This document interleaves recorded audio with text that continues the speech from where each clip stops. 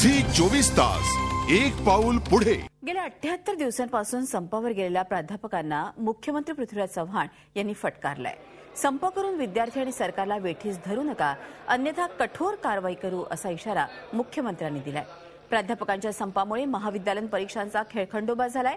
या संपाचा परिणाम परीक्षांच्या निकालावरही होण्याची शक्यता आहे। सरकारनं संपकऱ्यांचे काही अटी मान्य केल्या आहेत, मात्र प्राध्यापक लेखी अटींवर अडून बसल्यानं संप आणखीनच चिघळलाय।